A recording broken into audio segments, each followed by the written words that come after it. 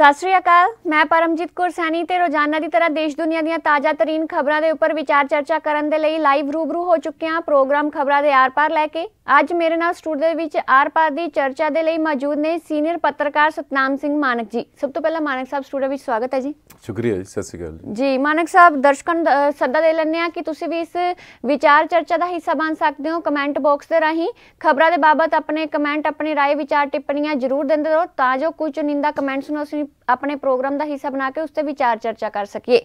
शुरुआत कर लैंदे प्रोग्राम की। मानक साहब, किसानी संघर्ष, किसानी मुद्दे, किसानी अंदोलन दे विच हुण सुप्रीम कोर्ट ने भी दखल दे दिता है। सुप्रीम कोर्ट का कहना है कि इस मसले नूं सुलझाउण दे विच केंद्र सरकार किते ना किते नाकाम साबित हो रही है ते बहुत ही जल्द ये जो मुद्दा है ये हुण कौमी मुद्दा बनन जा रहा है। उत्थे सुप्रीम कोर्ट दे वल्लों इस मसले दे हल दे लई एक कमेटी बनाउण दी भी गल कही गई है या होर भी उन्हां दे वल्लों नोटिस पंजाब, हरियाणा सरकार ते केंद्र सरकार नूं जारी कीते गए ने। सो सुप्रीम कोर्ट दे इस दखल नूं तुसीं किंज वेखदे हो कि इस दखल दे नाल मसले दा हल हो सकदा है? परमजीत जी, पहला ये समझण की लोड़ है कि सुप्रीम कोर्ट ने इस मामले में दखल क्यों दिता जी। उहदा कारण यह है कि सुप्रीम कोर्ट दे विच कई पटीशनां जिहड़ियां किसान अंदोलन बारे दाखल कीतियां गईयां। कुछ एक पटीशनां ਤਾਂ ਇਸ ਮੰਗ ਲਈ ਕੀਤੀਆਂ ਗਈਆਂ ਕਿ ਦਿੱਲੀ ਦੇ ਆਲੇ ਦੁਆਲੇ ਦੇ ਜਿਹੜੇ ਬਾਰਡਰ ਆ ਉਹਨਾਂ ਉੱਪਰ ਹਜ਼ਾਰਾਂ ਕਿਸਾਨ ਆ ਕੇ ਬੈਠ ਗਏ ਆ ਅਤੇ ਉਸ ਦੇ ਕਾਰਨ ਦਿੱਲੀ ਦੇ ਲੋਕਾਂ ਨੂੰ ਬਾਹਰ ਅੰਦਰ ਜਾਣ 'ਚ ਤੇ ਦੇਸ਼ ਦੇ ਵੱਖ-ਵੱਖ ਹਿੱਸਿਆਂ ਤੋਂ ਦਿੱਲੀ ਆਉਣ 'ਚ ਮੁਸ਼ਕਲ ਪੇਸ਼ ਆ ਰਹੀ ਹੈ। ਕਰੋਨਾ ਵਾਇਰਸ ਦੀ ਮਹਾਮਾਰੀ ਫੈਲੀ ਹੋਈ ਹੈ ਤੇ ਉਹਦੇ 'ਚ ਜਿਹੜੇ ਲੋਕ ਦੇਸ਼ ਦੇ ਹੋਰ ਹਿੱਸਿਆਂ ਤੋਂ ਜਾਂ ਗੁਆਂਢੀ ਸੂਬਿਆਂ ਤੋਂ ਜਿਹੜੀਆਂ ਇਲਾਜ ਦੀਆਂ ਸਹੂਲਤਾਂ ਹਾਸਲ ਕਰਨ ਲਈ ਦਿੱਲੀ ਆਉਣਾ ਚਾਹੁੰਦੇ ਆ ਉਹਨਾਂ ਨੂੰ ਆਉਣ 'ਚ ਮੁਸ਼ਕਲ ਆਉਂਦੀ ਹੈ। ਇਸ ਤੋਂ ਇਲਾਵਾ ਇਹ ਇਸ ਤਰ੍ਹਾਂ ਦੀਆਂ ਪਟੀਸ਼ਨਾਂ ਖਾਸ ਕਰਕੇ ਇੱਕ ਜਿਹੜੀਆਂ ਰਿਸ਼ਭ ਸ਼ਰਮਾ ਜਿਹੜੇ ਲਾ ਸਟੂਡੈਂਟ ਹੈ ਉਹਨਾਂ ਵੱਲੋਂ ਜਿਹੜੀ ਪਟੀਸ਼ਨ ਪਾਈ ਗਈ ਹੈ ਉਹਦੇ ਵਿੱਚ ਇਹ ਕਿਹਾ ਗਿਆ ਕਿ ਇਹਦੇ ਨਾਲ ਜਿਹੜੀ ਆ ਦਿੱਲੀ ਦੇ ਆਲੇ ਦੁਆਲੇ ਬਾਰਡਰਾਂ 'ਤੇ ਕਿਸਾਨ ਬੈਠੇ ਆ ਵੱਡੀ ਗਿਣਤੀ 'ਚ ਉਹਨਾਂ 'ਚ ਵੀ ਜਿਹੜੀ ਮਹਾਮਾਰੀ ਇਹ ਫੈਲ ਸਕਦੀ ਹੈ। ਇਸ ਕਰਕੇ ਉਹਨਾਂ ਨੂੰ ਕਿਸੇ ਸੁਰੱਖਿਅਤ ਥਾਂ 'ਤੇ ਭੇਜਿਆ ਜਾਏ ਜਿੱਥੇ ਉਹ ਅੰਦੋਲਨ ਕਰ ਸਕਣ ਤੇ ਨਾਲ ਸਮਾਜਿਕ ਦੂਰੀ ਵੀ ਬਣਾ ਕੇ ਰੱਖ ਸਕਣ।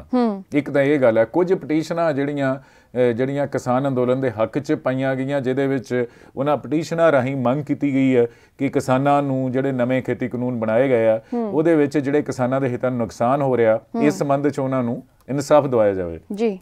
ਹੁਣ ਜਿਹੜੀ ਕੱਲ ਜਿਹੜੀ ਬੀਤੇ ਦਿਨ ਸੁਣਵਾਈ ਹੋਈ ਆ ਉਹ ਵਿਸ਼ੇਸ਼ ਤੌਰ 'ਤੇ ਭਾਵੇਂ ਕਿ ਸੁਪਰੀਮ ਕੋਰਟ ਨੇ ਸਾਰੀਆਂ ਪਟੀਸ਼ਨਾਂ ਨੂੰ ਕਲੱਬ ਕਰ ਲਿਆ ਪਰ ਜਿਹੜੀ ਕੱਲ ਸੁਣਵਾਈ ਹੋਈ ਆ ਬੀਤੇ ਦਿਨ ਉਹ ਵਿਸ਼ੇਸ਼ ਤੌਰ 'ਤੇ ਇਸ ਗੱਲ 'ਤੇ ਹੋਈ ਹੈ ਕਿ ਜਿਹੜੇ ਕਿਸਾਨਾਂ ਨੇ ਆਲੇ ਦੁਆਲੇ ਦਿੱਲੀ ਦੀਆਂ ਸਰਹੱਦਾਂ 'ਤੇ ਧਰਨੇ ਦਿੱਤੇ ਹੋਏ ਆ, ਆਵਾਜਾਈ ਰੁਕੀ ਹੋਈ ਆ ਤੇ ਲੋਕਾਂ ਨੂੰ ਮੁਸ਼ਕਲਾਂ ਆ ਰਹੀਆਂ। ਇਹ ਜਿਹੜੀ ਇਸ ਪਟੀਸ਼ਨ 'ਤੇ ਵਿਸ਼ੇਸ਼ ਤੌਰ 'ਤੇ ਸੁਣਵਾਈ ਹੋਈ ਹੈ।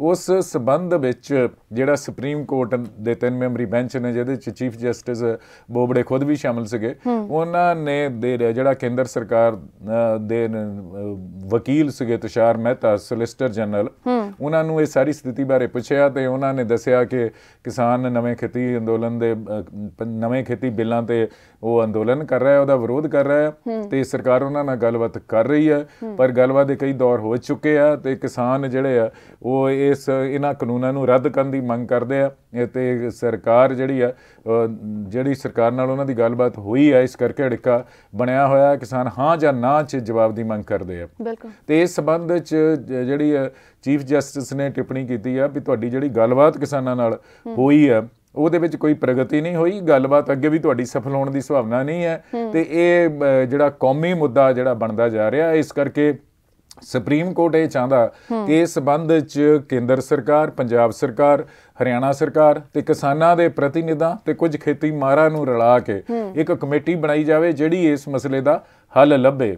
ਹਾਂਜੀ, ਉਹਨਾਂ ਨੇ ਆਪਣੇ ਵੱਲੋਂ ਇਹ ਇੱਕ ਪੇਸ਼ਕਸ਼ ਜਿਹੜੀ ਸੁਪਰੀਮ ਕੋਰਟ ਨੇ ਕੀਤੀ ਹੈ ਤੇ ਹੁਣ ਜਿਹੜਾ ਇਹਦੇ ਸੰਬੰਧ 'ਚ ਜਿਹੜਾ ਪ੍ਰਤੀਕਰਮ ਕਿਸਾਨਾਂ ਦਾ ਆਇਆ ਉਹ ਇਹ ਨਹੀਂ ਚਾਹੁੰਦੇ ਕੋਈ ਜਿਹੜੀ ਕਮੇਟੀ ਬਣਾ ਕੇ ਇਸ ਮਾਮਲੇ ਨੂੰ ਲਟਕਾ ਦਿੱਤਾ ਜਾਵੇ।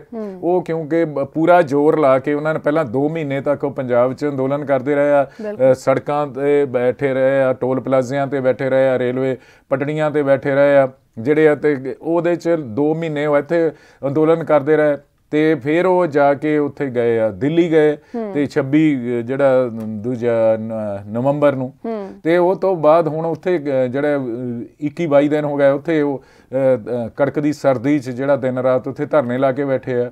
ਇੰਨੇ ਵੱਡੇ ਸੰਘਰਸ਼ ਤੋਂ ਬਾਅਦ ਕਿਸਾਨ ਇਹ ਨਹੀਂ ਚਾਹੁੰਦੇ ਕਿ ਉਹਨਾਂ ਦੇ ਪੱਲੇ ਸਿਰਫ ਕਮੇਟੀ ਪਵੇ, ਕਿਉਂਕਿ ਇਹੋ ਜਿਹੀ ਪੇਸ਼ਕਸ਼ ਤਾਂ ਜਿਹੜੀ ਆ ਕੇਂਦਰ ਸਰਕਾਰ ਨੇ ਵੀ ਕਿਸਾਨਾਂ ਨੂੰ ਕੀਤੀ ਸੀ ਕਿ ਜਿਹੜੇ ਕਿਸਾਨਾਂ ਦੇ ਨੁਮਾਇੰਦੇ ਤੇ ਸਰਕਾਰ ਦੇ ਨੁਮਾਇੰਦੇ ਰਲਾ ਕੇ ਕਮੇਟੀ ਬਣਾ ਦਿੰਦੇ ਆ ਤੇ ਕਿਸਾਨ ਜਿਹੜੇ ਆਪਣਾ ਅੰਦੋਲਨ ਵਾਪਸ ਲੈ ਲੈਣ। ਤੇ ਇਸੇ ਤਰ੍ਹਾਂ ਦੀ ਇਸੇ ਕਰਕੇ ਕਿਸਾਨ ਚਾਹੁੰਦੇ ਆ ਕਿ ਕੋਈ ਇਸ ਅੰਦੋਲਨ ਦੀ ਕੋਈ ਠੋਸ ਪ੍ਰਾਪਤੀ ਹੋਵੇ, ਇਹ ਜਿਹੜੇ ਕਾਨੂੰਨ ਹੈ ਰੱਦ ਕੀਤੇ ਜਾਣ। ਕਿਸਾਨਾਂ ਦੀ ਜਿਹੜੀ ਸਟੈਂਡ ਹੈ, ਕਿਸਾਨਾਂ ਦੀ ਜਿਹੜੀ ਰਾਏ ਹੈ ਉਹ ਇਹ ਹੈਗੀ ਆ, ਉਹ ਉੱਥੋਂ ਖਾਲੀ ਨਹੀਂ ਪਰਤਣਾ ਚਾਹੁੰਦੇ। ਇਸ ਕਰਕੇ ਉਹਨਾਂ ਨੇ ਕੱਲ ਇਹ ਕਿਹਾ ਸੀਗਾ ਕਿ ਉਹ ਕਮੇਟੀ ਬਣਾਉਣ ਦੇ ਬਹੁਤਾ ਹੱਕ 'ਚ ਨਹੀਂ ਹੈਗੇ, ਪਰ ਸੁਪਰੀਮ ਕੋਰਟ ਦੇ ਵਿੱਚ ਉਹਨਾਂ ਨੇ ਇਹ ਵੀ ਕਿਹਾ ਸੀ ਕਿ ਸੁਪਰੀਮ ਕੋਰਟ ਦਾ ਕੋਈ ਨੋਟਿਸ ਉਹਨਾਂ ਨੂੰ ਮਿਲਿਆ ਨਹੀਂ ਹੈਗਾ ਜਿਹਦੇ 'ਚ ਯੂਨੀਅਨਾਂ ਨੂੰ ਕਿਹਾ ਜਾਵੇ ਕਿ ਸੁਪਰੀਮ ਕੋਰਟ ਜਾ ਕੇ ਆਪਣਾ ਪੱਖ ਰੱਖੋ। ਪਰ ਫਿਰ ਵੀ ਜੇ ਕਹਿੰਦੇ ਸਾਨੂੰ ਸੱਦਾ ਸੁਪਰੀਮ ਕੋਰਟ ਤੋਂ ਮਿਲਦਾ ਤੇ ਕਾਨੂੰਨੀ ਜਿਹੜੇ ਸਲਾਹਕਾਰ ਆ ਉਹਨਾਂ ਦੀ ਰਾਏ ਲੈ ਕੇ ਅਸੀਂ ਸੁਪਰੀਮ ਕੋਰਟ 'ਚ ਆਪਣਾ ਪੱਖ ਰੱਖਾਂਗੇ।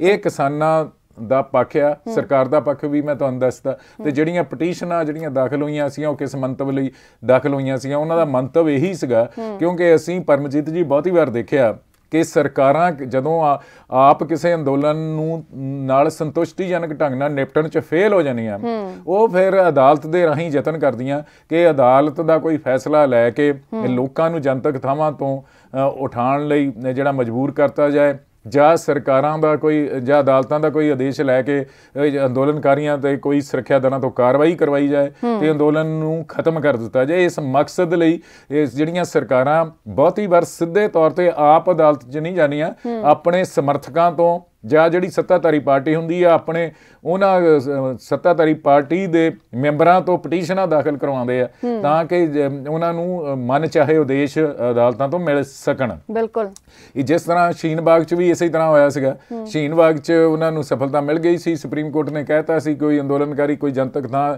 ਅਣਮਿੱਥੇ ਸਮੇਂ ਲਈ ਜੇ ਉਹਨੂੰ ਰੋਕ ਕੇ ਨਹੀਂ ਰੱਖ ਸਕਦੇ, ਉੱਥੇ ਧਰਨਾ ਮਾਰ ਕੇ ਨਹੀਂ ਬੈਠ ਸਕਦੇ, ਤੇ ਇਹਨੂੰ ਆਧਾਰ ਬਣਾ ਕੇ ਜਿਹੜਾ ਦਿੱਲੀ ਦੀ ਪੁਲਿਸ ਨੇ ਸ਼ਹੀਨ ਬਾਗ ਦੇ ਜਿਹੜੇ ਅੰਦੋਲਨਕਾਰੀ ਸੀਗੇ ਉਹਨਾਂ ਨੂੰ ਜਬਰੀ ਉੱਥੋਂ ਹਟਾਤਾ ਸੀਗਾ।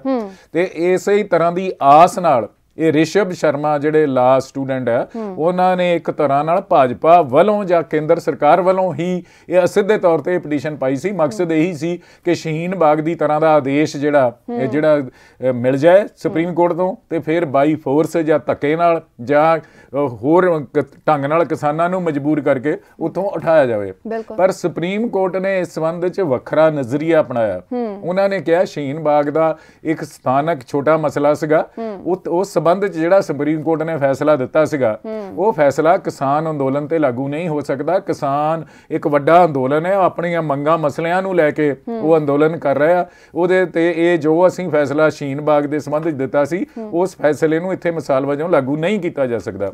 ਸੋ ਇਹਦੇ ਨਾਲ ਜਿਹੜੀ ਕੇਂਦਰ ਸਰਕਾਰ ਨੇ ਜਿਹੜੀ ਚੁਸਤੀ ਕੀਤੀ ਸੀ ਸਿੱਧੇ ਢੰਗ ਨਾਲ ਅਦਾਲਤ ਤੋਂ ਇਸ ਅੰਦੋਲਨ ਦੇ ਖਿਲਾਫ ਕੋਈ ਫਤਵਾ ਕੋਈ ਫੈਸਲਾ ਲੈਣ ਦੀ ਕੋਸ਼ਿਸ਼ ਕੀਤੀ ਸੀ, ਉਹ ਫੇਲ ਹੋ ਗਈ ਉਹਦੇ 'ਚ। ਤੇ ਸੁਪਰੀਮ ਕੋਰਟ ਦੇ ਚੀਫ ਜਸਟਿਸ ਨੇ ਇਹ ਵੀ ਬੜੀ ਸਪਸ਼ਟ ਟਿੱਪਣੀ ਕੀਤੀ ਹੈ ਕਿ ਹੁਣ ਤੱਕ ਜਿਹੜੀ ਗੱਲਬਾਤ ਤੁਸੀਂ ਕੇਂਦਰ ਸਰਕਾਰ ਨਾਲ ਕੀਤੀ ਹੈ ਉਹਦੇ ਵਿੱਚ ਤੁਸੀਂ ਫੇਲ ਹੋਏ ਆ, ਤੁਹਾਡੀ ਅੱਗੇ ਵੀ ਗੱਲਬਾਤ ਸਫਲ ਹੋਣ ਦੀ ਸੰਭਾਵਨਾ ਕੋਈ ਹੈ ਨਹੀਂ ਗੀ।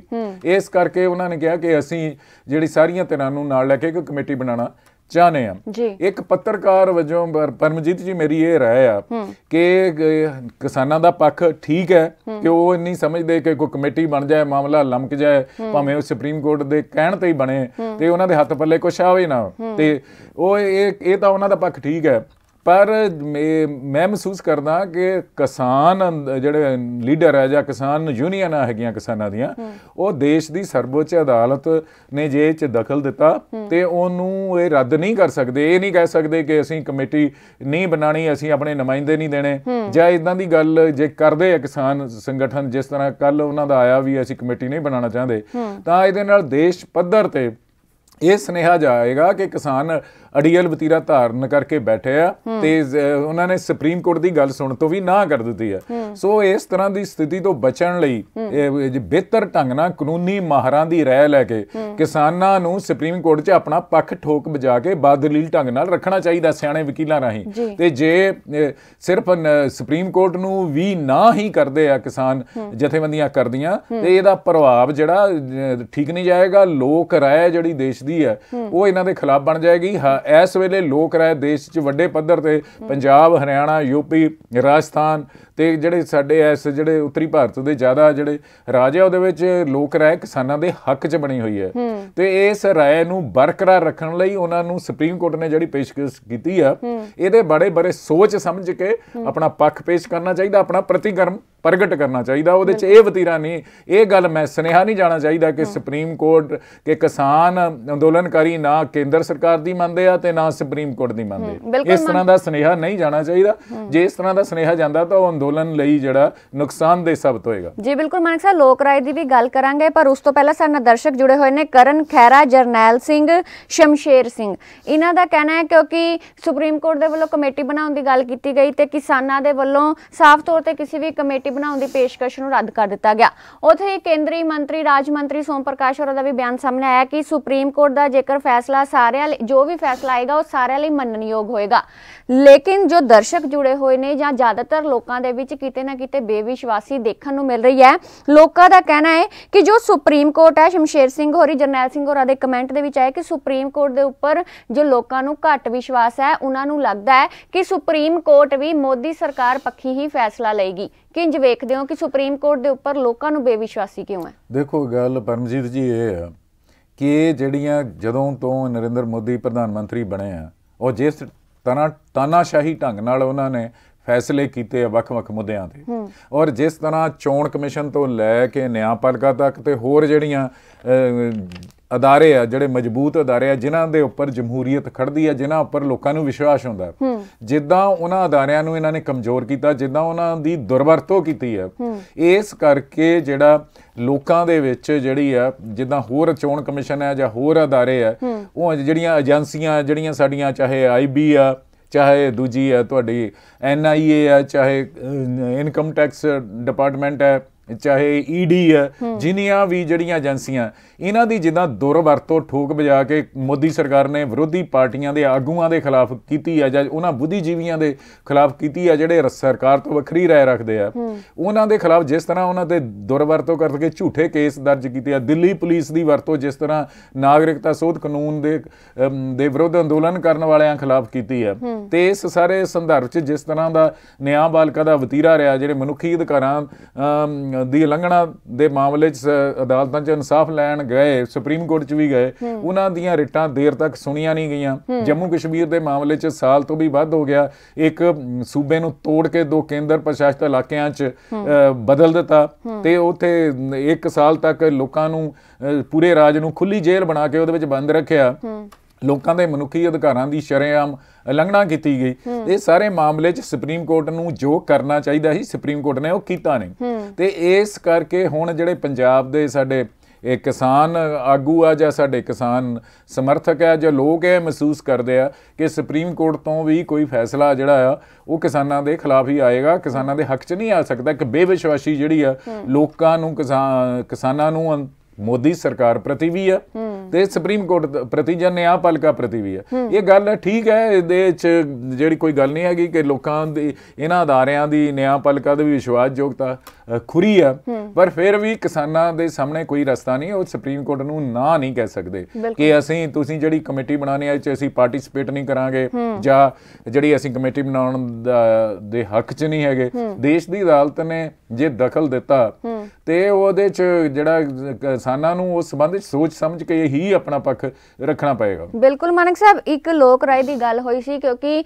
ਲਗਾਤਾਰ ਇਸ ਮੁੱਦੇ ਦੇ ਉੱਪਰ 5 ਤੋਂ 6 ਬੈਠਕਾਂ ਹੋਈਆਂ ਨੇ ਕੇਂਦਰ ਦੇ ਮੰਤਰੀਆਂ ਵਿਚਕਾਰ ਤੇ ਕਿਸਾਨ ਆਗੂਆਂ ਦੇ ਵਿਚਕਾਰ ਤੇ ਲਗਾਤਾਰ ਜੋ ਕਿਹਾ ਗਿਆ ਸੀ ਅੰਤ ਦੇ ਵਿੱਚ ਇਹ ਫੈਸਲਾ ਸਾਹਮਣੇ ਆਇਆ ਸੀ ਕਿ ਕੇਂਦਰ ਸਰਕਾਰ ਕਹਿੰਦੀ ਹੈ ਕਿ ਉਹ ਸੋਧਾਂ ਕਰਨ ਨੂੰ ਤਿਆਰ ਹੈ। ਇੱਕ ਪਾਸੇ ਸੋਧਾਂ ਦੀ ਗੱਲ ਹੋ ਰਹੀ ਹੈ ਪਰ ਦੂਜੇ ਪਾਸੇ ਹੀ ਖਬਰਾਂ ਸਾਹਮਣੇ ਆ ਰਹੀਆਂ ਨੇ ਕਿ ਭਾਜਪਾ ਦੇਸ਼ ਪੱਧਰ ਦੇ ਉੱਪਰ ਇਸ ਦੇ ਪ੍ਰਚਾਰ ਦੇ ਵਿੱਚ, ਖੇਤੀ ਕਾਨੂੰਨਾਂ ਦੇ ਪ੍ਰਚਾਰ ਦੇ ਵਿੱਚ ਮੁਹਿੰਮ ਵਿੱਢਣ ਜਾ ਰਹੀ ਹੈ। ਜਦ ਗੱਲ ਸੋਧਾਂ ਦੀ ਹੋ ਰਹੀ ਹੈ ਤੇ ਪ੍ਰਚਾਰ ਕਿਸ ਚੀਜ਼ ਦਾ ਕਰ ਰਹੇ ਨੇ। ਉੱਥੇ ਹੀ ਦੂਸਰੀ ਗੱਲ ਜਦੋਂ ਲੋਕ ਰਾਏ ਦੀ ਗੱਲ ਆਉਂਦੀ ਹੈ ਤਾਂ ਬੀਤੇ ਦਿਨੀ ਗੁਜਰਾਤ ਦੇ ਵਿੱਚ ਪ੍ਰਧਾਨ ਮੰਤਰੀ ਨਰਿੰਦਰ ਮੋਦੀ ਗਏ ਨੇ, ਉਹਨਾਂ ਦੀਆਂ ਬੜੀਆਂ ਵੱਡੀਆਂ ਖਬਰਾਂ ਵੀ ਲੱਗੀਆਂ ਨੇ ਕਿ ਵੀ ਉੱਥੇ ਜਾ ਕੇ ਉਹਨਾਂ ਨੇ ਪੰਜਾਬ ਦੇ ਕਿਸਾਨਾਂ ਨਾਲ, ਸਿੱਖਾਂ ਦੇ ਨਾਲ ਗੱਲਬਾਤ ਕੀਤੀ ਹੈ, ਉਹ ਸਾਰੇ ਖੁਸ਼ ਨੇ ਇਹਨਾਂ ਦੀਆਂ ਨੀਤੀਆਂ ਤੋਂ, ਇਹਨਾਂ ਦੇ ਫੈਸਲਿਆਂ ਤੋਂ। ਪਰ ਇਸ ਦੀ ਵੀ ਅਸਲੀਅਤ ਕੁਝ ਹੋਰ ਹੀ ਸਾਹਮਣੇ ਆਈ ਹੈ ਕਿ ਇਹ ਤਾਂ ਉੱਥੇ ਉਜਾੜਨ ਦੀ ਕੋਸ਼ਿਸ਼ ਕੀਤੀ ਜਾ ਰਹੀ ਹੈ, ਲੇਕਿਨ ਲੋਕਮਤ, ਤਸਵੀਰਾਂ, ਆંકੜੇ ਇਹਨਾਂ ਦੀ ਖੁਸ਼ਹਾਲੀ ਦੇ ਦਿਖਾਏ ਜਾ ਰਹੇ ਨੇ। ਕਿੰਜ ਵੇਖਦੇ ਹੋ? ਪਰਮਜੀਤ ਜੀ, ਜਿਸ ਤਰ੍ਹਾਂ ਤੁਸੀਂ ਠੀਕ ਗਿਆ ਕਿ ਇੱਕ ਪਾਸੇ ਤਾਂ ਸਰਕਾਰ ਕਿਸਾਨਾਂ ਨਾਲ, ਕਿਸਾਨ ਯੂਨੀਅਨਾਂ ਨਾਲ ਗੱਲ ਕਰ ਰਹੀ ਹੈ ਤੇ ਉਹਨਾਂ ਨੂੰ, ਕਿਸਾਨਾਂ ਨੂੰ ਕਾਨੂੰਨ, ਇਹਨਾਂ 3 ਖੇਤੀ ਕਾਨੂੰਨਾਂ ਵਿੱਚ ਸੋਧਾਂ ਕਰਨ ਤੱਕ ਦੀ ਪੇਸ਼ਕਸ਼ ਉਹਨੇ ਲਿਖਤੀ ਰੂਪ 'ਚ ਕੀਤੀ ਹੋਈ ਹੈ। ਤੇ ਦੂਜੇ ਪਾਸੇ ਦੇਸ਼ ਭਰ ਵਿੱਚ ਇਹ ਭਾਰਤੀ ਜਨਤਾ ਪਾਰਟੀ ਤੇ ਕੇਂਦਰੀ ਸਰਕਾਰ ਵੱਡੇ ਵੱਡੇ ਇਸ਼ਤਿਹਾਰ ਦੇ ਕੇ ਹੋਰ ਢੰਗਾਂ ਤਰੀਕਿਆਂ ਨਾਲ ਇਹਨਾਂ ਅੰਦੋਲਨ, ਇਹਨਾਂ ਖੇਤੀ ਬਿੱਲਾਂ ਦਾ ਪੱਖ ਪੂਰ ਰਹੀ ਹੈ, ਇਹਨਾਂ ਦਾ ਪ੍ਰਚਾਰ ਕਰ ਰਹੀ ਹੈ ਕਿ ਇਹ ਜਿਹੜੇ ਪੰਜਾਬ ਦੇ ਕਿਸਾਨ ਹੈ ਇਹਨਾਂ ਨੂੰ ਸਿਆਸੀ ਪਾਰਟੀਆਂ ਨੇ ਗੁੰਮਰਾਹ ਕਰ ਦਿੱਤਾ। ਇਹ ਬਿੱਲ ਤਾਂ, ਇਹ ਕਾਨੂੰਨ ਤਾਂ ਜਿਹੜੇ ਆ ਨਵੇਂ, ਇਹ ਕਿਸਾਨਾਂ ਦੇ ਬਹੁਤ ਹੱਕ 'ਚ ਹੈ, ਇਹਨਾਂ ਨੂੰ ਤਾਂ ਕਿਸਾਨਾਂ ਦੀ ਕਿਸਮਤ ਬਦਲ ਜਾਣੀ ਹੈ, ਇਹਨਾਂ ਦੇ ਕਿਸਾਨਾਂ ਦੀ ਆਮਦਨ ਦੁੱਗਣੀ ਹੋ ਜਾਣੀ ਆ। ਇਹ ਇਸ ਤਰ੍ਹਾਂ ਦਾ ਪ੍ਰਚਾਰ ਜਿਹੜਾ ਉਹ ਕੀਤਾ ਜਾ ਰਿਹਾ, ਇਹ ਜਿਹੜਾ ਇਸ ਵੇਲੇ ਇਸ ਤਰ੍ਹਾਂ ਦਾ ਪ੍ਰਚਾਰ ਕੀਤਾ ਜਾ ਰਿਹਾ, ਪੰਜਾਬ ਵਿੱਚ ਵੀ ਭਾਜਪਾ ਨੇ ਇਸ ਤਰ੍ਹਾਂ ਦਾ ਪ੍ਰਚਾਰ ਕਰਨ ਦੀ ਕੋਸ਼ਿਸ਼ ਕੀਤੀ। ਜਦੋਂ ਕਿਸਾਨਾਂ ਨੇ ਇਹਦਾ ਸਖਤ ਵਿਰੋਧ ਕੀਤਾ ਤੇ ਇਹਨਾਂ ਨੂੰ ਘਰਾਂ 'ਚ ਬੈਠਣਾ ਪੈ ਗਿਆ। ਹੁਣ ਫੇਰ ਜਿਹੜਾ ਇਹ ਪੰਜਾਬ ਦੇ ਜਿਹੜੇ ਭਾਜਪਾ ਦੇ ਲੀਡਰ ਹੈ ਉਹ ਫੇਰ ਇੱਕ ਵਾਰ ਇਹਨਾਂ ਖੇਤੀ ਕਾਨੂੰਨਾਂ ਬਾਰੇ ਧੂਆਂਧਾਰ ਪ੍ਰਚਾਰ ਕਰਨਾ ਚਾਹੁੰਦੇ ਆ, ਕਰਨ ਦੀ ਕੋਸ਼ਿਸ਼ ਕਰ ਰਹੇ ਆ। ਤੇ ਉਹਨਾਂ ਦਾ ਇਹ ਜਿਹੜਾ ਮਕਸਦ ਹੈ ਇਹ ਤੋਂ ਸਪਸ਼ਟ ਹੁੰਦਾ ਕਿ ਸਰਕਾਰ ਕਾਰਪੋਰੇਟਰਾਂ ਦੇ ਦਬਾਅ ਹੇਠ ਜਿਹੜੇ ਆ, ਕੌਮਾਂਤਰੀ ਜਿਹੜੀ world trade organisation, international monetary fund, world ਤੇ ਜਿਹੜਾ ਇਸ ਤੋਂ ਇਲਾਵਾ ਦੂਜਾ ਜਿਹੜਾ ਵਰਲਡ ਬੈਂਕ, ਇਹਨਾਂ ਅਦਾਰਿਆਂ ਦਾ ਜਿਹੜਾ ਕਾਰਪੋਰੇਟ ਪੱਖੀ ਏਜੰਡਾ ਆ ਉਹਨੂੰ ਮੁੱਖ ਰੱਖ ਕੇ ਦੇਸ਼ ਵਿਦੇਸ਼ ਦੇ ਜਿਹੜੇ ਕਾਰਪੋਰੇਟਰ ਹੈ ਉਹਨਾਂ ਦੇ ਹਿੱਤਾਂ ਨੂੰ ਮੁੱਖ ਰੱਖ ਕੇ ਇਹ ਬਿੱਲ ਇਹ ਕਾਨੂੰਨ ਲੈ ਕੇ ਆਈ ਆ। ਇਹਦਾ ਕਿਸਾਨਾਂ ਦੀ ਭਲਾਈ ਨਾਲ ਕੋਈ ਲੈਣਾ ਦੇਣਾ ਹੈ ਨਹੀਂਗਾ। ਇਹ ਨੰਗੇ ਚਿੱਟੇ ਰੂਪ 'ਚ ਨਰਿੰਦਰ ਤੋਮਰ ਜਿਹੜਾ ਉਹ ਵੀ ਮੰਨ ਚੁੱਕਾ ਕਿ ਅਸੀਂ ਤਾਂ ਇਹ ਵਪਾਰ, ਜਿਹੜੇ ਖੇਤੀਬਾੜੀ ਦੇ ਵਪਾਰ ਲਈ ਇਹ ਲਿਆਂਦੇ ਆ। ਇਸ ਤੋਂ ਬਾਅਦ ਪ੍ਰਧਾਨ ਮੰਤਰੀ ਨੇ ਫਿੱਕੀ ਨੂੰ ਸੰਬੋਧਨ ਕਰਦਿਆਂ ਵੀ ਕਿਹਾ ਕਿ ਅਸੀਂ ਜਿਹੜਾ ਖੇਤੀ ਦਾ ਸੈਕਟਰ ਹੈ ਉਹ ਜਿਹੜਾ ਕਾਰਪੋਰੇਟਰਾਂ ਲਈ ਖੋਲ ਦਿੱਤਾ, ਹੁਣ ਜੋ ਤੁਸੀਂ ਕਰਨਾ ਉੱਥੇ ਜੋ ਕੇ ਕਰ ਲਓ। ਤੇ ਇਹ ਗੱਲਾਂ ਬੜੀਆਂ ਸਪਸ਼ਟ ਨੇ, ਪਰ ਕਿਉਂਕਿ ਸਰਕਾਰ ਕੋਲ ਅਸੀਮਤ ਸਾਧਨ ਹੈ, ਪ੍ਰਚਾਰ ਮਸ਼ੀਨਰੀ ਹੈ, ਭਾਜਪਾ ਦਾ IT ਸੈੱਲ ਹੈ ਜੋ ਝੂਠ ਨੂੰ ਸੱਚ ਤੇ ਸੱਚ ਨੂੰ ਝੂਠ ਬਣਾ ਕੇ ਪੇਸ਼ ਕਰਨ ਦੇ ਸਮਰੱਥ ਹੈ। ਤੇ ਇਸ ਤਰ੍ਹਾਂ ਦੀ ਸਾਰੀ ਸਥਿਤੀ 'ਚ ਆਪਣੀ ਸਾਰੀ ਤਾਕਤ ਝੋਕ ਕੇ ਜਿਹੜੀ ਕੇਂਦਰ ਸਰਕਾਰ ਤੇ ਭਾਰਤੀ ਜਨਤਾ ਪਾਰਟੀ ਇਸ ਅੰਦੋਲਨ ਦੀ ਗਲਤ ਤਸਵੀਰ ਪੇਸ਼ ਕਰਨ ਦੀ ਕੋਸ਼ਿਸ਼ ਕਰ ਰਹੀ ਹੈ। ਕਦੇ ਇਹ ਕਿਹਾ ਜਾਂਦਾ, ਇਹ ਤਾਂ ਕਿਹਾ ਜਾਂਦਾ ਵੀ ਇਹ ਕਿਸਾਨਾਂ ਦਾ ਹਿੱਤ ਵਿੱਚ ਆ ਤੇ ਮੋਦੀ ਸਰਕਾਰ ਜਦ ਦੀ ਬਣੀ ਆ ਉਹਨੇ ਕਿਸਾਨਾਂ ਲਈ ਬਹੁਤ ਕੁਛ ਕੀਤਾ। ਤੇ ਨਾਲ ਨਾਲ ਇਹ ਵੀ ਕਿਹਾ ਜਾਂਦਾ ਕਿ ਜਿਹੜੇ ਕਿਸਾਨ ਅੰਦੋਲਨ ਜਿਹੜਾ ਇਸ ਵੇਲੇ ਦਿੱਲੀ ਦੇ ਆਲੇ ਦੁਆਲੇ ਚੱਲ ਰਿਹਾ ਉਹ ਤਾਂ ਜੀ ਉਹਨੂੰ ਖੱਬੇ ਪੱਖੀਆਂ ਨੇ ਉਹਨੂੰ ਅਗਵਾ ਕਰ ਲਿਆ, ਉਹਦੇ 'ਚ ਨਕਸਲੀਆਂ ਨੇ ਅਗਵਾ ਕਰ ਲਿਆ, ਉੱਥੇ ਖਾਲਿਸਤਾਨੀ ਆ ਗਿਆ। ਇਹ ਦੇਸ਼ ਦੇ ਲੋਕਾਂ ਨੂੰ, ਬਹੁ ਗਿਣਤੀ ਲੋਕਾਂ ਨੂੰ ਭੰਬਲ ਭੂਸੇ 'ਚ ਪਾਇਆ ਜਾ ਰਿਹਾ, ਉਹਨਾਂ ਨੂੰ ਕਿਸਾਨ ਅੰਦੋਲਨ ਤੋਂ ਡਰਾਇਆ ਜਾ ਰਿਹਾ। ਇਸ ਤਰ੍ਹਾਂ ਦੇ ਹੱਥਕੰਡੇ ਜਿਹੜੇ ਆ ਵਰਤੇ ਜਾ ਰਹੇ ਆ ਤੇ ਲੜਾਈ ਜਿਹੜੀ ਆ ਇਹ ਦੋਨੇ ਪਾਸੇ ਜਿਹੜੀ ਆ ਉਹ ਹੋ ਰਹੀ ਆ। ਕਿਸਾਨ ਵੀ ਆਪਣਾ ਪੱਖ ਪੇਸ਼ ਕਰਨ ਦਾ ਯਤਨ ਕਰ ਰਿਹਾ ਹੈ। ਸੋ ਜਿਹੜਾ ਦੇਖਦੇ ਆ ਅੱਗੇ ਕੀ ਹੁੰਦਾ, ਪਰ ਇਹ ਬਹੁਤ ਸਖਤ ਜਿਹੜੀ ਆ ਉਹ ਜਿਹੜੀ ਮੀਡੀਆ ਦੇ ਪੱਖ ਤੋਂ, ਪ੍ਰਚਾਰ ਦੇ ਪੱਖ ਤੋਂ ਵੀ ਲੜਾਈ ਚੱਲ ਰਹੀ ਆ ਤੇ ਕਿਸਾਨਾਂ ਨੇ ਆਪਣੀ ਜਥੇਬੰਦੀ ਤਾਕਤ ਨਾਲ ਅਨੁਸ਼ਾਸਨ 'ਚ ਰਹਿੰਦਿਆਂ ਜਿਹੜਾ ਸਰਕਾਰ ਤੇ ਬਹੁਤ ਵੱਡਾ ਦਬਾਅ ਵੀ ਬਣਾਇਆ ਹੋਇਆ। ਜਿਹੜੀ ਸਰਕਾਰ ਇੰਨਾ ਝੂਠ ਪ੍ਰਚਾਰ ਕਰ ਰਹੀ ਹੈ ਉਹਦਾ ਕਾਰਨ ਇਹੀ ਹੈ ਕਿ ਸਰਕਾਰ ਤੇ ਰਾਸ਼ਟਰੀ ਤੇ ਅੰਤਰਰਾਸ਼ਟਰੀ ਪੱਧਰ ਤੇ ਬਹੁਤ ਦਬਾਅ ਬਣਿਆ ਹੋਇਆ। ਤੇ ਇਸੇ ਹੀ ਕਰਕੇ ਨਰਿੰਦਰ ਮੋਦੀ ਹੁਣੀ ਜਿਹੜੇ ਵੱਡੇ ਵੱਡੇ ਮਸਲਿਆਂ ਤੇ ਚੁੱਪ ਖਮੋਸ਼ ਰਹਿੰਦੇ ਆ, ਕਦੀ ਬੋਲਦੇ ਨਹੀਂ, ਹਰ ਰੋਜ਼ ਕਿਸਾਨ ਅੰਦੋਲਨ ਦੀ ਗੱਲ ਕਰਦੇ ਆ। ਉਹਨਾਂ ਨੂੰ ਪਤਾ ਆ ਕਿ ਕੌਮਾਂਤਰੀ ਪੱਧਰ ਤੇ, ਦੇਸ਼ ਦੇ ਪੱਧਰ ਤੇ ਜਿਹੜਾ ਇਸ ਅੰਦੋਲਨ ਦਾ ਪ੍ਰਭਾਵ ਵੱਧ ਰਿਹਾ, ਪੈ ਰਿਹਾ ਤੇ ਉਹ ਆਪਣਾ, ਉਹਨਾਂ ਕੋਲ ਕੋਈ ਚਾਰਾ ਨਹੀਂ ਕਿ ਉਹ ਇਸ ਸੰਬੰਧ 'ਚ ਲਗਾਤਾਰ ਆਪਣਾ ਫਿਰ ਝੂਠ ਪ੍ਰਚਾਰ ਵੀ ਉਹ ਕਰ ਰਿਹਾ। ਬਿਲਕੁਲ ਮਾਨਕ ਸਾਹਿਬ, ਸਾਡੇ ਦਰਸ਼ਕ ਜੁੜੇ ਹੋਏ ਨੇ, ਮੰਗਲ ਸਿੰਘ, ਕਰਨ ਖਹਿਰਾ, ਨਿੰਮਾ ਸਿੰਘ, ਸਾਹਿਬ ਸਿੰਘ ਔਜਲਾ। ਮਾਨਕ ਸਾਹਿਬ ਕਹਿਣਾ ਕਿ ਇੱਕ ਤੁਸੀਂ ਜਿਹੜੀ ਗੁਜਰਾਤ ਦੀ ਗੱਲ ਕੀਤੀ ਹੈ ਨਾ, ਗੁਜਰਾਤ ਦੇ ਵਿੱਚ ਜਿਹੜੇ ਲਾਲ ਬਹਾਦਰ ਸ਼ਾਸਤਰੀ ਨੇ ਦੇ ਵੇਲੇ ਕਿਸਾਨਾਂ ਨੂੰ ਜ਼ਮੀਨਾਂ ਅਲਾਟ ਕੀਤੀਆਂ ਗਈਆਂ ਸੀ। ਕੱਛ ਦੇ ਇਲਾਕੇ 'ਚ ਬੰਜਰ ਜ਼ਮੀਨਾਂ ਸੀਗੀਆਂ, ਪਾਕਿਸਤਾਨ ਦੀ ਸਰਹੱਦ ਦੇ ਨੇੜੇ ਸੀਗੀਆਂ। ਦੇਸ਼ ਦੀ ਸੁਰੱਖਿਆ ਨੂੰ ਮੁੱਖ ਰੱਖ ਕੇ ਕਿ ਵਿਸ਼ਵਾਸਯੋਗ ਲੋਕ ਸਰਹੱਦ ਦੇ ਨੇੜੇ ਬੈਠੇ ਹੋਣ ਤਾਂ ਕਿ ਪਾਕਿਸਤਾਨ ਦੀਆਂ ਚਾਲਾਂ ਸਫਲ ਨਾ ਹੋਣ, ਤੇ ਉਹ ਬੰਜਰ ਜ਼ਮੀਨਾਂ ਉਹਨਾਂ ਨੂੰ ਦਿੱਤੀਆਂ ਗਈਆਂ। ਕਿਸਾਨਾਂ ਨੇ, ਪੰਜਾਬੀ ਕਿਸਾਨਾਂ ਨੇ ਉੱਥੇ ਜਾ ਕੇ ਆਬਾਦ ਕੀਤੀਆਂ।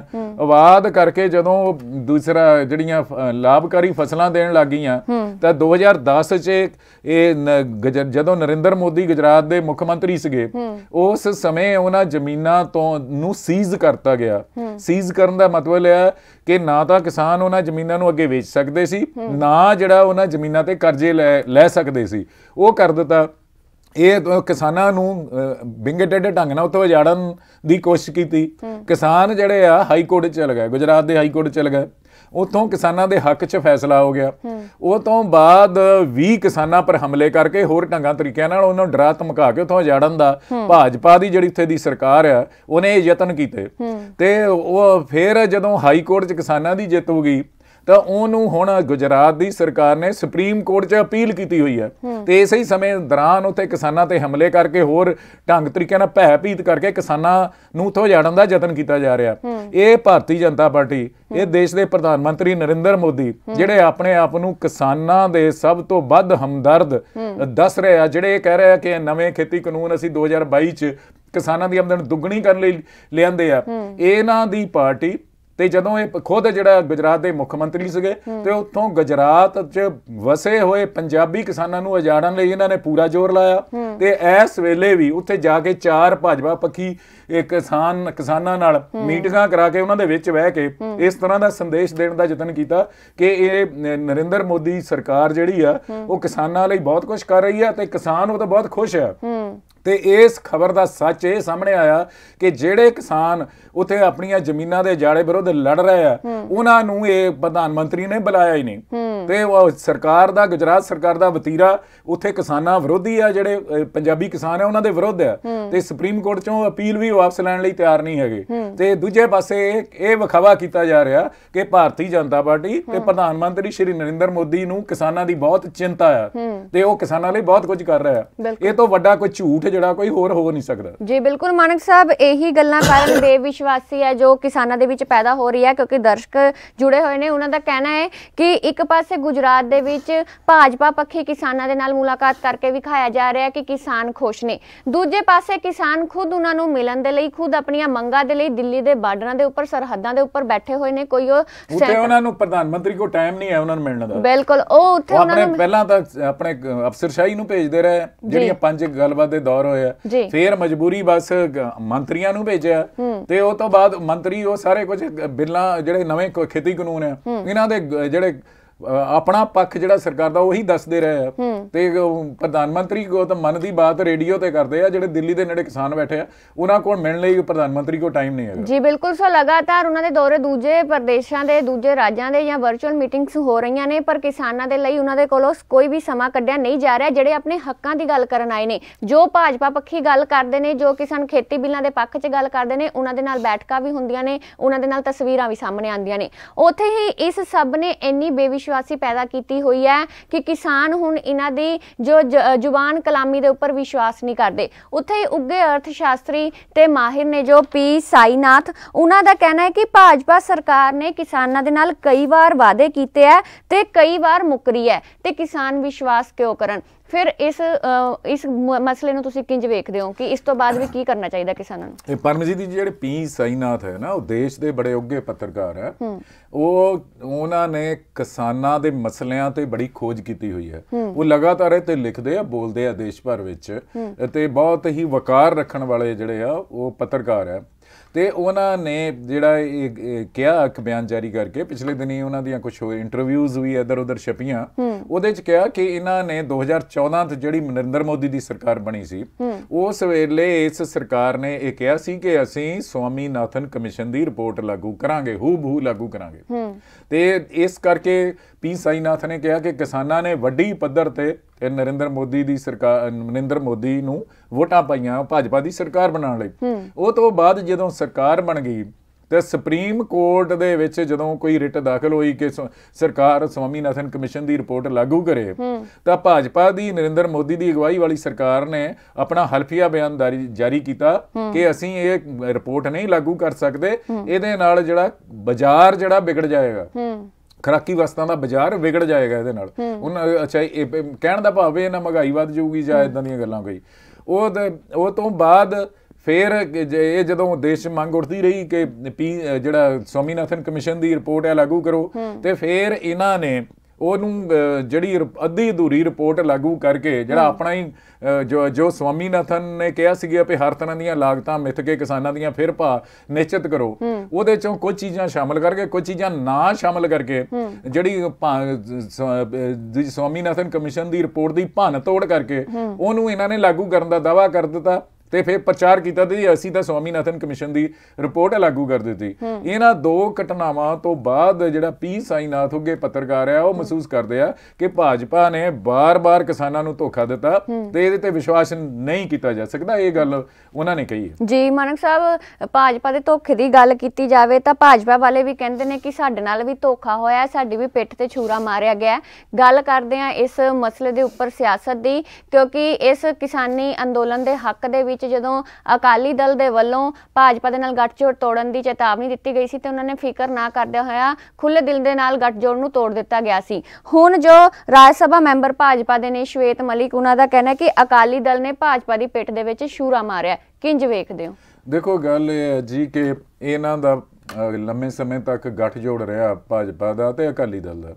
ਉਹਨੇ ਉਸ ਸਮੇਂ 15 ਸਾਲ ਇਹਨਾਂ ਨੇ ਰਲ ਕੇ ਇੱਥੇ ਸਰਕਾਰ ਵੀ ਚਲਾਈ ਹੈ ਤੇ ਉਹ ਤੋਂ ਬਾਅਦ ਕੇਂਦਰ 'ਚ ਜਿਹੜੀ ਹਰਸਿਮਰਤ ਕੌਰ 2014 'ਚ ਜਿਹੜੀ ਸਰਕਾਰ ਬਣੀ ਸੀ ਉਹਦੇ 'ਚ ਵੀ ਕੇਂਦਰੀ ਮੰਤਰੀ ਸੀਗੇ।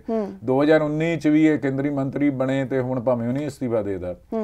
ਉਹਦੇ 'ਚ ਭਾਜਪਾ ਇਹ ਦੋਸ਼ ਲਾ ਰਹੀ ਹੈ ਕਿ ਜਦੋਂ ਇਹ ਨਵੇਂ ਖੇਤੀ ਕਾਨੂੰਨ ਸੰਬੰਧੀ ਗੱਲਬਾਤ ਮੀਟਿੰਗਾਂ ਹੁੰਦੀਆਂ ਸੀਆਂ ਤਾਂ ਹਰਸਿਮਰਤ ਕੌਰ ਵਿੱਚ ਸੀਗੀ, ਉਹਨੇ ਉਸ ਵੇਲੇ ਵਿਰੋਧ ਨਹੀਂ ਕੀਤਾ। ਤੇ ਇਹ ਵੀ ਗੱਲ ਸਾਹਮਣੇ ਆਈ ਸੀ ਪਿਛਲੇ ਦਿਨੀ ਕਿ ਇਹ ਜਿਹੜੀ ਕਮੇਟੀ ਕੋਈ ਬਣੀ ਸੀ, ਵਿਚਾਰ ਵਟਾਂਦਰਾ ਹੁੰਦਾ ਸੀ ਨਵੇਂ ਖੇਤੀ ਕਾਨੂੰਨਾਂ ਬਣਾਉਣ ਬਾਰੇ, ਉਹਦੇ 'ਚ ਪੰਜਾਬ ਦੇ ਮੁੱਖ ਮੰਤਰੀ ਤੇ ਸਾਡੇ ਜਿਹੜੇ ਵਿੱਤ ਮੰਤਰੀ ਮਨਪ੍ਰੀਤ ਸਿੰਘ ਬਾਦਲ ਉਹ ਵੀ ਉਹਦੇ ਮੈਂਬਰ ਸੀਗੇ। ਉਸ ਵੇਲੇ ਉਹਨਾਂ ਨੇ ਵੀ ਢੁਕਵੇਂ ਢੰਗ ਨਾਲ ਇਹਦਾ ਵਿਰੋਧ ਨਹੀਂ ਕੀਤਾ।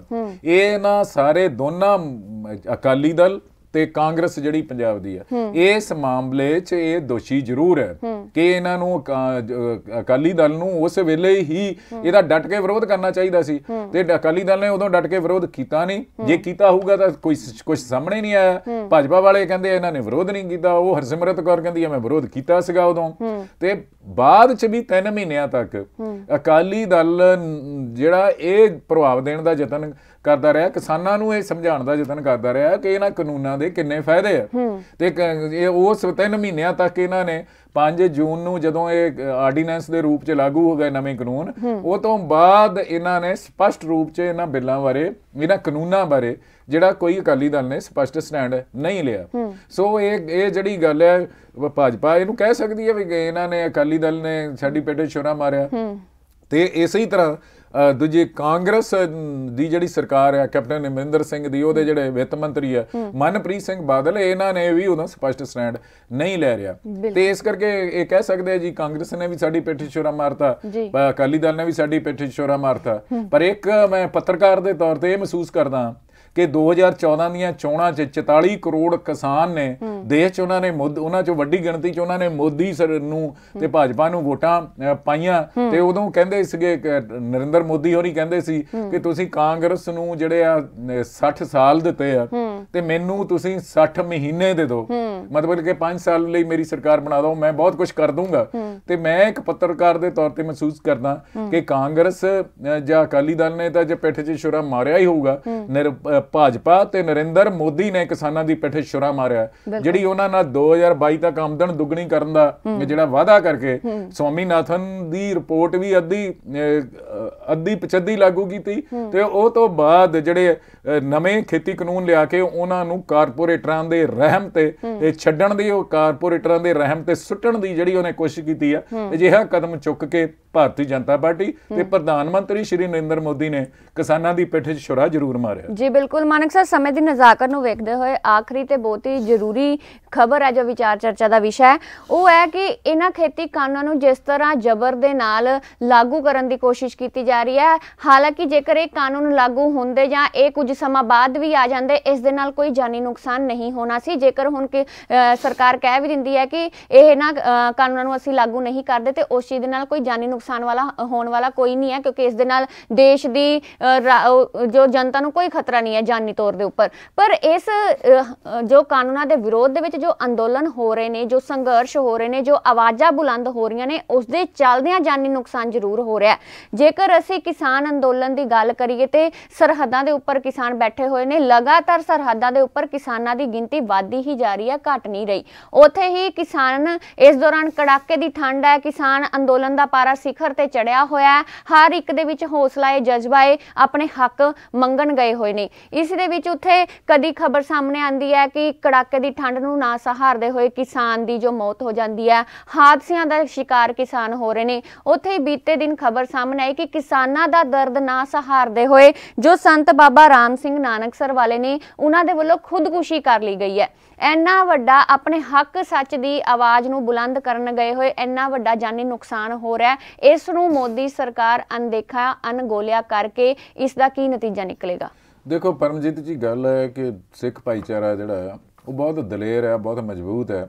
ਇਤਿਹਾਸ ਦੇ ਵਿੱਚ ਜਿਹੜਾ 150 ਸਾਲ ਇਸ ਭਾਈਚਾਰੇ ਨੇ ਮੁਗਲਾਂ ਨਾਲ ਲੜਾਈ ਲੜੀ ਹੈ, ਉਹਨਾਂ ਦੇ ਜਿਹੜੇ ਜਬਰ ਜ਼ੁਲਮ ਦੇ ਖਿਲਾਫ ਲੜਾਈ ਲੜੀ ਹੈ, ਮਨੁੱਖੀ ਅਧਿਕਾਰਾਂ ਲਈ ਲੜਾਈ ਲੜੀ ਹੈ, ਆਪਣੀ ਮਨੁੱਖੀ ਆਜ਼ਾਦੀ ਲਈ ਲੜਾਈ ਲੜੀ ਹੈ। ਉਹ ਤੋਂ ਬਾਅਦ 100 ਸਾਲ ਇਹਨਾਂ ਨੇ ਜਿਹੜੀ ਹੈ ਅੱਗੇ ਹੋ ਕੇ ਅੰਗਰੇਜ਼ ਸਾਮਰਾਜ ਦੇ, ਜਿਹਦਾ ਸੂਰਜ ਨਹੀਂ ਡੁੱਬਦਾ ਸੀ ਵਿਸ਼ਵ ਦੇ ਅੰਦਰ, ਉਹਦੇ ਖਿਲਾਫ ਲੜਾਈ ਲੜੀ ਹੈ।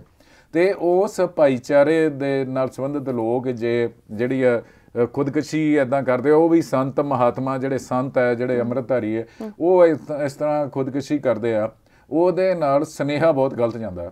ਦੁੱਖ ਤਾਂ ਹੈਗਾ, ਇੱਕ ਗੁਰਮੁਖ ਆਦਮੀ, ਵਿਅਕਤੀ, ਸੰਤ ਜਿਹੜਾ ਉੱਥੇ ਗਿਆ ਦਿੱਲੀ ਜਿਹੜੇ ਕਿਸਾਨ ਮੋਰਚੇ 'ਚ, ਉਹਨੇ ਸਾਰਾ ਕੁਝ ਉੱਥੇ ਕਿਸਾਨਾਂ ਦੇ ਦੁੱਖ ਤਕਲੀਫ, ਉਹਨਾਂ ਦੀਆਂ ਭਾਵਨਾਵਾਂ ਸੁਣੀਆਂ, ਉਹਨੂੰ ਬਹੁਤ ਸਦਮਾ ਲੱਗਾ, ਉਹਨਾਂ ਨੂੰ ਸਹਿਣ ਨਹੀਂ ਕਰ ਸਕਿਆ, ਇਸ ਕਰਕੇ ਉਹਨੇ ਆਪਣੇ ਹਥਿਆਰ ਨਾਲ ਹੀ ਖੁਦਕੁਸ਼ੀ ਕਰ ਲਈ। ਇਹ ਦੁੱਖ ਤਾਂ ਬਹੁਤ ਹੁੰਦਾ ਇਸ ਗੱਲ ਨੂੰ ਸੁਣ ਕੇ, ਇੱਕ ਬਜ਼ੁਰਗ ਬੰਦੇ ਨੂੰ ਇਸ ਤਰ੍ਹਾਂ ਖੁਦਕੁਸ਼ੀ ਕਰਨੀ ਪਈ ਆ। ਪਰ ਸੁਨੇਹਾ ਇਹਦੇ ਨਾਲ ਬਹੁਤ ਗਲਤ ਜਾਂਦਾ, ਕਿਉਂਕਿ ਸਾਡੇ ਜਿਹੜੇ ਇਸ ਵੇਲੇ ਕਿਸਾਨ ਆ 2 ਮਹੀਨੇ ਤੱਕ ਇੱਥੇ ਪੂਰਾ ਮਨ ਜ਼ਬਤ 'ਚ ਰਹਿੰਦੇ ਆ, ਦਲੇਰੀ ਨਾਲ ਉਹਨਾਂ ਨੇ ਪੰਜਾਬ 'ਚ ਸੰਘਰਸ਼ ਕੀਤਾ। ਹੁਣ ਜਾ ਕੇ ਕੜਕਦੀ ਸਰਦੀ 'ਚ ਉੱਥੇ ਜਿਹੜੇ ਆ ਸਾਡੇ ਬਜ਼ੁਰਗ ਵੀ, ਸਾਡੀਆਂ ਮਾਵਾਂ ਭੈਣਾਂ ਵੀ, ਵੱਡੀ ਗਿਣਤੀ ਸਾਡੇ ਨੌਜਵਾਨ ਵੀ ਵੱਡੀ ਗਿਣਤੀ ਜ਼ਬਤ 'ਚ ਰਹਿ ਕੇ ਉੱਥੇ ਉਹ ਸੰਘਰਸ਼ ਕਰ ਰਹੇ ਆ। ਤੇ ਅਜਿਹੇ ਸਮੇਂ 'ਚ ਬਹੁਤ ਸਾਰੀਆਂ ਖਬਰਾਂ ਅਸੀਂ ਰੋਜ਼ਾਨਾ ਛਾਪਦੇ ਆ, ਪੜ੍ਹਦੇ ਆ, ਬੋਲਦੇ ਆ, ਜਿਹਦੇ ਨਾਲ ਉਹਨਾਂ ਨੂੰ ਉਤਸ਼ਾਹ ਮਿਲਦਾ ਕਿਸਾਨਾਂ ਨੂੰ, ਕਿਸਾਨ ਅੰਦੋਲਨ ਨੂੰ। ਪਰ ਇਸੇ ਹੀ ਸਮੇਂ ਜਦੋਂ ਇੱਦਾਂ ਦੀਆਂ ਖਬਰਾਂ ਆਉਣੀਆਂ ਕਿ ਸੰਤ ਪੁਰਸ਼ ਜਿਹੜੇ ਆ ਉਹ ਉਹਨਾਂ ਨੇ ਖੁਦਕੁਸ਼ੀ ਕਰ ਲਈ ਆ, ਤਾਂ ਉਹਨਾਂ ਨਿਰਾਸ਼ਤਾ ਵੀ ਹੁੰਦੀ ਹੈ ਤੇ ਦੁੱਖ ਵੀ ਹੁੰਦਾ। ਜੀ ਬਿਲਕੁਲ। ਸੋ ਲਗਾਤਾਰ ਕਿਉਂਕਿ ਇਹ ਜੋ ਜੰਗ ਹੈ, ਜੋ ਇਹ ਕੇਂਦਰ ਸਰਕਾਰ ਦੇ ਨਾਲ ਖੇਤੀ ਕਾਨੂੰਨਾਂ ਨੂੰ ਲੈ ਕੇ ਕਿਸਾਨਾਂ ਵਿੱਚ ਘਰ ਚੱਲ ਰਹੀ ਹੈ, ਇਸ ਦੌਰਾਨ ਹੌਸਲਾ ਰੱਖਣ ਦੀ, ਜਜ਼ਬੇ ਦੇ ਨਾਲ ਪੂਰੀ ਤਰ੍ਹਾਂ ਲੜਨ ਦੀ ਜ਼ਰੂਰਤ ਹੈ। ਇਸ ਦੌਰਾਨ ਕਿਸਾਨਾਂ ਦਾ ਦਰਦ ਨਾ ਸਹਾਰਦੇ ਹੋਏ, ਜਿਵੇਂ ਕਿ ਮਾਨਕ ਸਾਹਿਬ ਹੋਰਾਂ ਨੇ ਵੀ ਦੱਸਿਆ ਕਿ ਕੁਝ ਲੋਕਾਂ ਦਾ ਹੁੰਦਾ ਕਿ ਉਹ ਭਾਵੁਕ ਹੁੰਦੇ ਨੇ, ਉਹਨਾਂ ਦੇ ਵੱਲੋਂ ਭਾਵੁਕਤਾ ਦੇ ਵਿੱਚ ਅਜਿਹਾ ਕਦਮ ਚੁੱਕਿਆ ਗਿਆ। ਉੱਥੇ ਇਸ ਅੰਦੋਲਨ ਦੇ ਚੱਲਦਿਆਂ ਹਾਦਸਿਆਂ ਦਾ ਸ਼ਿਕਾਰ ਵੀ ਕਿਸਾਨ ਹੋ ਰਹੇ ਨੇ। ਸੋ ਜੀ ਬਿਲਕੁਲ, 4 ਕਿਸਾਨ ਮਰ ਗਏ ਕੱਲ। ਜੀ ਬਿਲਕੁਲ, ਸੜਕ ਹਾਦਸਿਆਂ। ਜੀ ਬਿਲਕੁਲ। ਉੱਥੇ ਹੀ ਖਬਰਾਂ ਇਹ ਵੀ ਸਾਹਮਣੇ ਆਉਂਦੀਆਂ ਨੇ ਕਿ ਸਰਹੱਦਾਂ ਦੇ ਉੱਪਰ ਧਰਨਿਆਂ ਦੇ ਉੱਪਰ ਬੈਠੇ ਹੋਏ ਕਿਸਾਨ, ਕਿਸੇ ਨੂੰ ਦਿਲ ਦਾ ਦੌਰਾ ਪੈਣ ਦੇ ਕਾਰਨ ਤੇ ਕੋਈ ਕੜਾਕੇ ਦੀ ਠੰਡ ਨਾ ਸਹਾਰਦਾ ਹੋਇਆ ਵੀ ਮੌਤ ਦੇ ਮੂੰਹ ਦੇ ਵਿੱਚ ਜਾ ਰਿਹਾ। ਸੋ ਲਗਾਤਾਰ ਇਸ ਕਿਸਾਨ ਅੰਦੋਲਨ ਦੇ ਨਾਲ ਜਿੱਥੇ ਜਾਨੀ ਨੁਕਸਾਨ ਹੋ ਰਿਹਾ ਹੈ, ਪਰ ਜੇਕਰ ਕੇਂਦਰ ਸਰਕਾਰ ਸਮੇਂ ਰਹਿੰਦੇ ਇਹਨਾਂ ਕਾਨੂੰਨਾਂ ਨੂੰ ਜ਼ਬਰ ਦੇ ਨਾਲ ਲਾਗੂ ਕਰਦੀ ਹੈ, ਜਾਂ ਇਹਨਾਂ ਨੂੰ ਲਾਗੂ ਕਰਨ ਤੋਂ, ਜਿਵੇਂ ਕਿ ਕਿਸਾਨਾਂ ਦੀ ਇੱਕ ਹੀ ਮੰਗ ਹੈ ਕਿ ਇਹਨਾਂ ਖੇਤੀ ਕਾਨੂੰਨਾਂ ਨੂੰ ਰੱਦ ਹੀ ਕੀਤਾ ਜਾਵੇ, ਜੇਕਰ ਇਹ ਸਮੇਂ ਰਹਿੰਦੇ ਰੱਦ ਕਰ ਦਿੰਦੀ ਹੈ ਤੇ ਇਹਨਾਂ ਜਾਨੀ ਨੁਕਸਾਨਾਂ ਤੋਂ ਬਚਿਆ ਜਾ ਸਕਦਾ ਹੈ। ਪਰਮਜੀਤ ਜੀ, ਇਸ ਸੰਬੰਧ ਵਿੱਚ ਮੈਂ ਆਖਿਰ 'ਚ ਇੱਕ ਗੱਲ ਕਹਿਣੀ ਚਾਹਨਾ ਕਿ ਸੁਪਰੀਮ ਕੋਰਟ ਵੱਲੋਂ ਇਸ ਮਾਮਲੇ 'ਚ ਦਖਲ ਦੇਣ ਨਾਲ ਇਹ ਕਿਸਾਨਾਂ ਦਾ ਵੀ ਵਕਾਰ ਰਹਿ ਸਕਦਾ ਤੇ ਕੇਂਦਰ ਸਰਕਾਰ ਦਾ ਵੀ ਵਕਾਰ ਰਹਿ ਸਕਦਾ।